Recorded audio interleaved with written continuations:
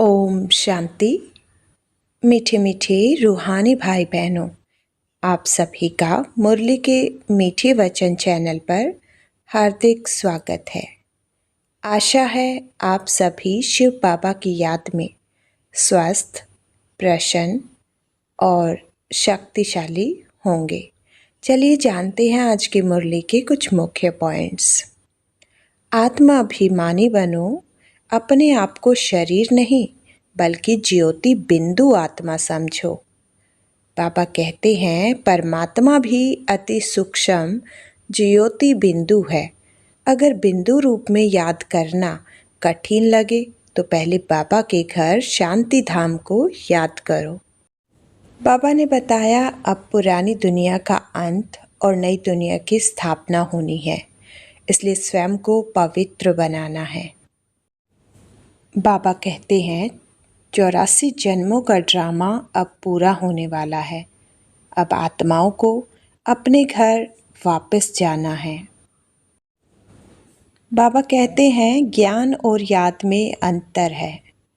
ज्ञान सुनना आसान है, लेकिन याद में रहना ही असली मेहनत है। गृहस्थ व्यवहार में रहते हुए कमल फूल समान पवित्र बनना है। यही योगी और ज्ञानी आत्मा बनने की सच्ची चुनौती है। तो प्यारे बच्चों, आज की मुरली में बाबा ने ऐसी कई गहरी और महत्वपूर्ण बातें समझाई है जिन्हें केवल सुनना ही नहीं बल्कि अपने जीवन में उतारना भी बहुत ज़रूरी है। खासकर आत्म अभिमानी बनकर बाबा की याद में रहना, पवित्रता को जीवन में धारण करना और व्यर्थ की लीकेज को समाप्त करना, ये बातें हमारी पूरी अवस्था को बदल सकती है। बाबा ने यह भी स्पष्ट किया है कि अभी हमें किस पुरुषार्थ की आवश्यकता है और अंत समय में पछताने से पहले हमें आज क्या करना है। इसलिए आगे की मुरली को ध्यान से ज़रूर सुनिए, क्योंकि हो सकता है आज की मुरली कोई एक बात आपके जीवन के किसी बड़े प्रश्न का उत्तर बन जाए। तो आइए अब सुनते हैं आज की पूरी मुरली। तो आइए सुनते हैं 27 अगस्त 2026 की प्रातः मुरली। लेकिन उससे पहले अगर बाबा के महावाक्य आप हर रोज़ सुनना चाहते हैं तो चैनल को सब्सक्राइब कीजिएगा और सच्चे दिल से बाबा को याद करके कमेंट में ओम शांति ज़रूर लिखिएगा। मीठे बच्चे, अब इस बेहद की पुरानी दुनिया का विनाश होना है, नई दुनिया स्थापन हो रही है। इसलिए नई दुनिया में चलने के लिए पवित्र बनो। प्रश्न: परमात्मा के बारे में तुम बच्चे कौन सी वंडरफुल बात जानते हो जो मनुष्य की समझ से बाहर है? उत्तर: तुम कहते हो जैसे आत्मा ज्योति बिंदु है, वैसे परमात्मा भी अति सूक्ष्म ज्योति बिंदु है। यह वंडरफुल बातें मनुष्यों की समझ से बाहर है। कई बच्चे भी इसमें मूंझ जाते हैं। बाबा कहते हैं बच्चे मूंझो मत। अगर छोटे रूप में याद नहीं रहती तो बड़े रूप में याद करो। याद जरूर करना है। गीत रात के राही थक मत जाना, जिसका अर्थ है जैसे आत्मा ज्योति बिंदु है वैसे ही परमात्मा भी अति सूक्ष्म ज्योति बिंदु है। बिंदु रूप में याद करना कठिन लगे तो बड़े रूप में याद करो, लेकिन बाबा को याद जरूर करो। ओम शांति। रूहानी बच्चों को रूहानी बाप बैठ समझाते हैं, इसलिए बच्चों को आत्म अभिमानी हो बैठना है। ऐसा और कोई जगह समझाया नहीं जाता। कोई भी साधु संत ऐसे नहीं समझाते कि आत्म अभिमानी हो बैठो। यह एक बाप ही समझाते हैं और कोई किसी को कहने आएगा नहीं। यह युक्ति कोई बता नहीं सकेंगे। तुम बच्चे भी समझते हो हम आत्मा हैं। आत्मा ही एक शरीर छोड़ दूसरा लेती है। कब बैरिस्टर कब डॉक्टर बनती है। आत्मा ही अभी पतित बनी है, फिर पावन बनेगी। आत्मा में ज्ञान धारण होता है। इसका अर्थ है कि बाबा कहते हैं हम शरीर नहीं आत्मा है, और आत्मा ही एक शरीर छोड़ दूसरा शरीर लेती है। इसलिए देह अभिमान छोड़ आत्म अभिमानी बनकर ज्ञान को जीवन में धारण करना है। बाप निराकार ज्ञान का सागर है, तो जरूर आकर ज्ञान सुनाएंगे ना। पतित पावन है तो जरूर आकर पावन बनाएंगे। वह है सुप्रीम परमपिता परमात्मा। मैं तुम्हारा बाप सुप्रीम हूँ, नॉलेजफुल हूँ। मुझे अपना शरीर नहीं है। यह सब नॉलेज तुम्हारी आत्मा धारण करती है, तो तुमको आत्म अभिमानी बनना है। देह अभिमान नहीं रखना है। और कोई ऐसी जगह नहीं जहाँ सुनने और सुनाने वाले दोनों देही अभिमानी हो। बाप तो है ही निराकार, वह आकर तुमको राजयोग सिखलाते हैं। बाकी सब मनुष्य है ही देह अभिमानी। बाबा निराकार है, ज्ञान का सागर है, और आकर हमें पावन बनाने का रास्ता बताते हैं। इसलिए देह अभिमान छोड़ आत्म अभिमानी बनकर राजयोग सीखना है। भले इन लक्ष्मी नारायण के लिए कहेंगे यह आत्म अभिमानी थे, फिर भी देह भान तो रहता है ना। यह ज्ञान परमपिता परमात्मा ही आकर देते हैं। आत्मा को धारण करना होता है। आत्मा को ही पतित से पावन होने की युक्ति बताते हैं। अभी सारी दुनिया का डाउनफॉल है, फिर राइज करने आते हैं। यह तुम बच्चे जानते हो। डाउनफॉल माना डिस्ट्रक्शन, राइज माना कंस्ट्रक्शन। स्थापना और विनाश। स्थापना किसकी? नई दुनिया की, स्वर्ग की स्थापना, और फिर पुरानी दुनिया हेल, नर्क का विनाश, डिस्ट्रक्शन और कंस्ट्रक्शन। जिसका अर्थ है परमात्मा ही आत्मा को पतित से पावन बनाने की युक्ति बताते हैं। अभी पुरानी दुनिया का विनाश और नई दुनिया स्वर्ग की स्थापना का समय है। कलयुग है पुरानी दुनिया, इसका विनाश जरूर चाहिए। विनाश की निशानी यह महाभारत लड़ाई है। महाभारत का वृतांत महाभारत शास्त्र में दिखाते हैं। बाप ब्रह्मा द्वारा स्थापना करते हैं, सो तो जरूर नई दुनिया की करेंगे ना। यह है बेहद का विनाश और बेहद की स्थापना। बाप ही नया मकान बनाएंगे बच्चों के लिए, फिर पुराना जरूर खल्लास कराएंगे। तुम समझते हो बाबा अब नई दुनिया स्थापन कर रहे हैं। तमो प्रधान से फिर सतो प्रधान बनाने के लिए हमको तैयार कर रहे हैं। विनाश के लिए महाभारत की लड़ाई मशहूर है, जिसका अर्थ है कि बाबा पुरानी दुनिया का विनाश कर नई दुनिया की स्थापना की तैयारी करा रहे हैं। हमें तमो प्रधान से सतो प्रधान बनने के लिए पवित्र और योगी बनना है। कहते हैं यह वही समय है, वही स्टार्स आकर आपस में मिले हैं जो महाभारत के समय थे। इस सीढ़ी में भी लिखा गया है भारत के उत्थान और पतन की अद्भुत कहानी। इस लाइन में कल्प कल्प अक्सर भी आना चाहिए। शुरू से अंत तक मनुष्य 84 जन्म लेते हैं, यह भी तुम्हारी बुद्धि में है। मनुष्यों की बुद्धि को तो एकदम गोदरेज का ताला लगा हुआ है। इन बातों को मनुष्य को जानना है। आत्माएं यहाँ शरीर धारण करती है पार्ट बजाने, तो ड्रामा के आदि मध्य अंत के क्रिएटर, डायरेक्टर, मुख्य एक्टर्स आदि को जानना चाहिए ना। जिसका सरल भाषा में अर्थ है यह सृष्टि चक्र कल्प कल्प दोहराता है और आत्माएं 84 जन्म लेकर अपना पार्ट निभाती है।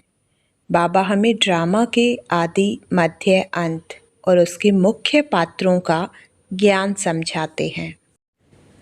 अभी तुमको ड्रामा के आदि मध्य अंत हु इज़ हु सारे ड्रामे का पता पड़ गया है, शुरू से लेकर अंत तक। बाप द्वारा यह नॉलेज सारी मिल रही है।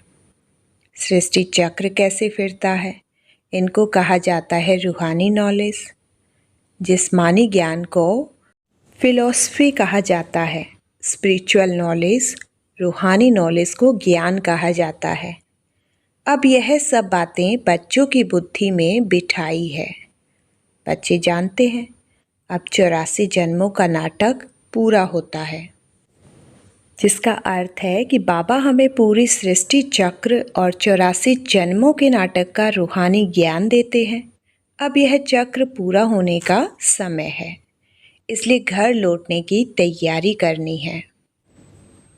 अभी हम वापस जाते हैं, परंतु पतित कोई वापस जा न सके, नहीं तो इतने जप तप तीर्थ आदि क्यों करते।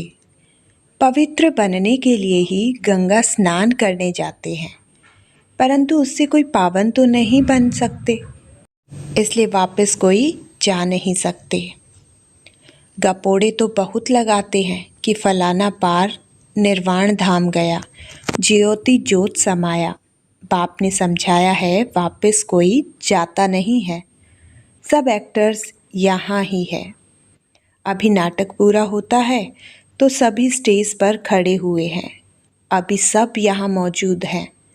मनुष्यों को पता नहीं कि बोधि क्रिश्चियन आदि कहाँ हैं। तुम समझते हो जो सब आत्माएं ऊपर से यहाँ आई है, वह सब इस समय तमो प्रधान है। बाबा समझाते हैं कि पवित्र बने बिना कोई आत्मा वापस घर नहीं जा सकती।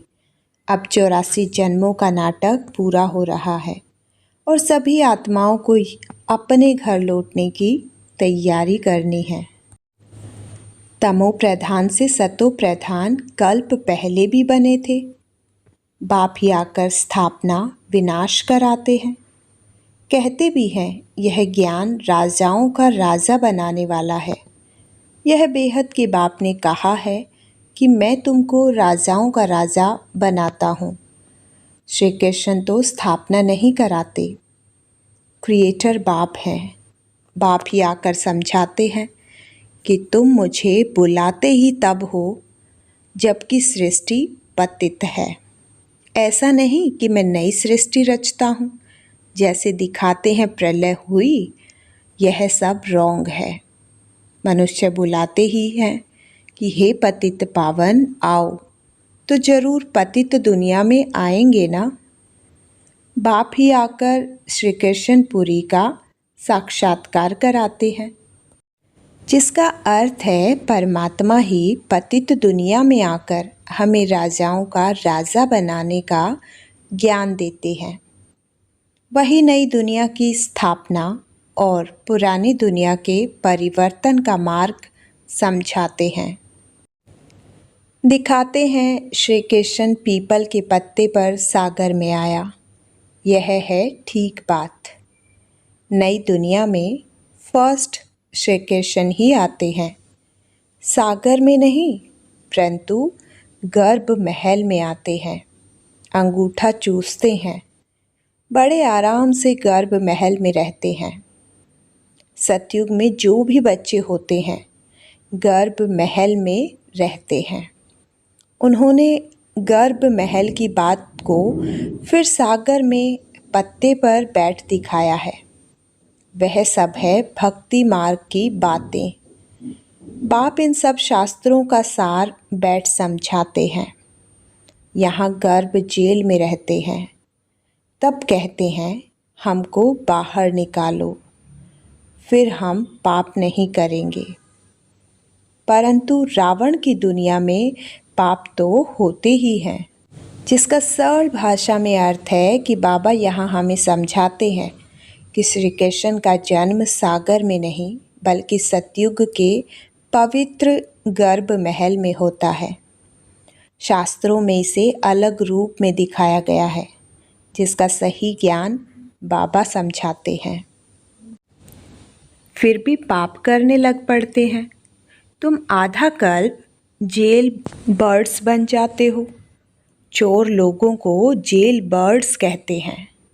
बाहर निकलते रहते, फिर भी चोरी करते रहते हैं और जेल में जाना पड़ता है, इसलिए जेल बर्ड्स कहते हैं। बाप ने समझाया है, यह रावण राज्य है, वहाँ तो यह बातें होती ही नहीं। वह है ही राम राज्य। वहाँ न गर्भ जेल है और न वह जेल होता है। यहाँ तो कितने मनुष्य जेल में पड़े रहते हैं। गर्भ जेल है तो वह भी जेल है, डबल जेल है। कलयुग का अंत है ना। बाप समझाते हैं, तुम बच्चे अभी कंस्ट्रक्शन कर रहे हो। राइज और फॉल हर कल्प होता ही रहता है। राइज और फॉल दुनिया का होता है। यहाँ बाबा कहते हैं कि कलयुग में मनुष्य विकारों और कर्मों के बंधन में फंसे हुए हैं, जबकि सतयुग राम राज्य है। अब पुरानी दुनिया का पतन समाप्त होकर नई दुनिया के निर्माण का समय है। उसमें मुख्य पार्ट है भारत का। गाते भी रहते हैं, आत्मा परमात्मा अलग रहे बहुकाल। तो उसका भी हिसाब चाहिए ना। कौन सी आत्माएं बहुत काल से अलग रहती हैं। पहले पहले देवी देवता धर्म की आत्माएं आती हैं पार्ट बजाने। अभी वह देवता है नहीं जो राज्य करके जाते हैं। उन्हों के चित्र निशानियां रहती है। रज़ाई तो खत्म हो गई, हेवन खल्लास हो जाता है, तो फिर हेल होता है। फिर हेल खत्म तो हेवन बनता है, तो नई दुनिया का कंस्ट्रक्शन होता है और हेल का डिस्ट्रक्शंस होता है। कंस्ट्रक्शन के लिए बच्चे चाहिए ना। रहने वाले भी तुम हो। पहले तो तुमको दैवी गुणों वाला देवता बनना पड़े, जिसका सरल भाषा में अर्थ है कि सबसे पहले देवी देवता आत्माएं अपना पार्ट निभाती हैं और फिर दुनिया का पतन होता है। अब फिर नई दुनिया की स्थापना होनी है, इसलिए पहले स्वयं में दैव्य गुण धारण कर देवता बनना है। यह भी गायन है, मनुष्य से देवता मूत पलीती मनुष्य है ना। भगवानुवाच, गृहस्थ व्यवहार में रहते कमल फूल समान बनना है। यह इस मृत्यु लोक का है ही अंतिम जन्म। इसमें पवित्र बनना है। यह अच्छी रीति समझाना चाहिए। हम यह मृत्यु लोक का अंतिम जन्म पवित्र रहते हैं। बाप कहते हैं, इन विकारों पर जीत पाने से तुम विश्व का मालिक बनेंगे। बच्चे भी सुनकर फिर औरों को समझाते हैं कि इस पुरानी दुनिया का विनाश सामने खड़ा है। यह वही महाभारत की लड़ाई है। काम महाशत्रु है, इसलिए प्रतिज्ञा करो। अभी तुम समझते हो हम पवित्र बनते हैं, जिसका अर्थ है कि बाबा यहाँ पर कहते हैं, गृहस्थ में रहते हुए भी कमल फूल समान पवित्र बनो और विकारों पर जीत पाओ। पवित्रता के बल से ही श्रेष्ठ पद प्राप्त होगा। इसलिए अभी से दृढ़ प्रतिज्ञा करो। इस पुरानी दुनिया का विनाश जरूर होना है। उनके पहले पवित्र जरूर बनना है। विनाश होता है फिर तो बात मत पूछो, हाहाकार हो जाता है। बहुत कड़ा मौत है, तुम देख भी नहीं सकेंगे। कोई का ऑपरेशन होता है तो कमज़ोर लोग ठहरते नहीं, गिर पड़ते हैं। इसलिए डॉक्टर लोग फैमिलीज़ को तो अलाउ नहीं करते। यह तो कितना भारी ऑपरेशन होगा। एक दो को मारते रहेंगे, यह है डर्टी दुनिया, कांटों का जंगल। सतयुग को कहा जाता है गार्डन ऑफ फ्लावर्स, फूलों का बगीचा। देवताएं चैतन्य फूल है ना। मनुष्य तो समझते हैं भविष्य में कोई फूलों का बगीचा होता है तो सुनते हैं सो कह देते हैं। बाबा समझाते हैं कि पुरानी दुनिया के परिवर्तन से पहले हमें पवित्र बनना है। कलयुग कांटों का जंगल है, जबकि सतयुग फूलों का बगीचा है, जहाँ आत्माएं दैवी गुणों से संपन्न होती है। गार्डन ऑफ अल्लाह कहते हैं ना, फिर ध्यान में भी गार्डन देखेंगे। अल्लाह ने हाथ में फूल दिया, बुद्धि में ही खुदाई बगीचा है। भक्ति मार्ग में साक्षात्कार करने के लिए भक्ति करते हैं। साक्षात्कार हुआ तो कहेंगे सर्वव्यापी है ना।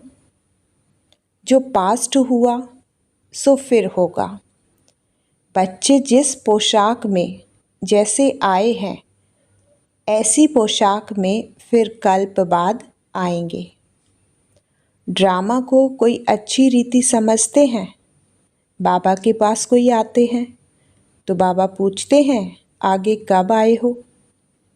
कहते हैं हाँ बाबा, आपसे कल्प आगे भी मिले थे, आपसे वर्षा लेने आए थे। बाप पूछते हैं क्या मर्तबा पाया था। बाबा मम्मा कहते हैं तो ज़रूर उन्हों के घराने में आएंगे। बाबा समझाते हैं कि जो कुछ ड्रामा में हो चुका है वही कल्प कल्प फिर दोहराता है। आत्माएं उसी कर्म से अपना पाठ निभाती है और बाबा से अपना वर्षा प्राप्त करती है। बाबा कहते हैं ऐसा पुरुषार्थ करो जो ऊंच पद पाओ। यह सब बातें तुम्हारी बुद्धि में है। बरोबर लड़ाई भी है, नरक विनाश तो होना ही है। तुम्हारे पास चित्र बड़े फर्स्ट क्लास है। यह श्री कृष्ण के 2 गोले वाला चित्र भी छपाना चाहिए। इसमें बड़ा क्लियर है, स्वर्ग के द्वार खुलते हैं तो नरक तरफ लात है। तुम्हारा भी मुंह है स्वर्ग तरफ। यह तो बिल्कुल एक्यूरेट बात है। जानते हो अभी हमको घर जाना है तो घर को ही याद करना पड़े, पुरानी दुनिया को भूलना पड़े। इसको कहा जाता है बेहद का वैराग्य। पुरानी दुनिया को छोड़ हम बाबा के पास जाते हैं। यहाँ पर बाबा कहते हैं कि ऊंचा पद पाने के लिए अभी से श्रेष्ठ पुरुषार्थ करो। पुरानी दुनिया से वैराग्य रख कर बाबा और अपने असली घर को याद करना है। याद की यात्रा से ही जाएंगे। मुख्य है ही याद की यात्रा। याद तो सब करते हैं ना। अभी बाप यथार्थ बात आकर समझाते हैं कि मुझे याद करो। यह है अव्यभिचारी याद, सो भी अर्थ सहित। तुम जानते हो शिव बाबा भी बिंदी है। अपने को भी आत्मा बिंदी समझे, बाप को भी बिंदी समझे। नई बात देख भूल जाते हैं। अपने को आत्मा समझ फिर बाप को और अपने घर को याद करना है। अच्छा बिंदी छोटी लगती है, घर तो बड़ा है ना। घर को याद करो। बाबा भी वहाँ रहते हैं। हम तुम वहाँ जाएंगे जहाँ बाबा रहते हैं। बिंदी याद नहीं पड़ती है। बाबा कहते हैं स्वयं को आत्मा बिंदी समझकर परमात्मा को याद करो। बिंदी रूप में याद करना कठिन लगे तो अपने असली घर शांति धाम को याद करो। अच्छा, घर तो याद पड़ता है ना? वह है शांति धाम और वह है सुख धाम। यह है दुख धाम। अभी तुम नंबरवार पुरुषार्थ अनुसार पढ़ रहे हो, फिर सुख धाम में आ जाएंगे। बाप के बच्चे हैं तो जरूर स्वर्ग की बादशाही चाहिए। कल्प पहले भी शिव बाबा आया था, स्वर्ग की बादशाही दी थी, तुम भूल गए हो। बाप कहते हैं अभी फिर आया हूँ तुमको देने। कितने बार तुमने रज़ाई ली और गवाई है, अनगिनत बार वर्षा लिया है, फिर भी ऐसे बाप को भूल क्यों जाते हो? माया के तूफान से बहुत लड़ाई होती है, इसलिए नाटक भी दिखाते हैं। माया उस तरफ खींचती है, प्रभु इस तरफ खींचते हैं। बाबा कहते हैं शांति धाम हमारा असली घर है और सुख धाम हमारा लक्ष्य है। माया भले ही हमें भटकाए, लेकिन बाबा की याद में रहकर अपना स्वर्ग का वर्षा जरूर पाना है। ज्ञान में विघ्न नहीं पड़ते, याद में विघ्न पड़ते हैं। इसमें ही मेहनत है। अब बाप कहते हैं महारथी बनो। इस पुरानी दुनिया को तो आग लगनी है। इस यज्ञ में सारी पुरानी दुनिया स्वाहा होनी है। तो महावीर भी बनना है। तुम बच्चों को अखंड अटल अढोल राज्य पाना है। तुम्हारा बुद्धि योग बाप के साथ ऐसा रहे जो भले कितने भी तूफान आए, माया कुछ न कर सके। यह तुम्हारी पिछाड़ी की अवस्था है। जब ट्रांसफ़र होना होता है, जैसे स्कूल में इम्तिहान पिछाड़ी को होते हैं, तुम्हारी माला भी पिछाड़ी में बनेगी। तुमको बहुत साक्षात्कार होगा। फलाने यह बनेंगे, फलाना ये बनेगा। यहाँ बाबा कहते हैं ज्ञान सुनना आसान है, लेकिन ज्ञान में रहना ही असली मेहनत है। इसलिए महारथी बनकर बाबा से बुद्धि योग जोड़ो और माया के तूफानों में भी अढोल रहो। ये दासी बनेगी, ये सब बताएंगे। उस समय तो कुछ भी कर नहीं सकेंगे, फिर पछताना पड़ेगा। यह हमने क्या किया, श्रीमत पर क्यों नहीं चला। परंतु अंत समय में कुछ हो नहीं सकेगा। ऐसा कुछ पछताते हैं, परंतु किसका खून कर फिर बाद में पछताते हैं। परंतु खून तो हो गया, फिर क्या कर सकेंगे। इसलिए बाप कहते हैं गफलत मत करो, अपना पुरुषार्थ करते रहो। अच्छा, मीठे मीठे सिकिलते बच्चों, प्रति माता पिता बाप दादा का याद प्यार और गुड मॉर्निंग। रूहानी बाप की रूहानी बच्चों को नमस्ते, जिसका सरल अर्थ है कि बाबा यहाँ हमें बता रहे हैं अंत समय में पछताने से अच्छा है कि अभी से गफलत छोड़कर श्रीमत पर चले और श्रेष्ठ पुरुषार्थ करें। जो करना है वह अभी करना है।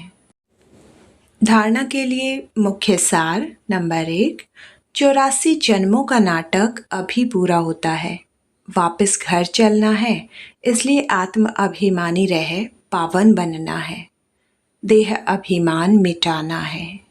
नंबर 2, अर्थ सहित अपने को आत्मा बिंदु समझ बिंदु बाप की अव्यभिचारी याद में रहना है।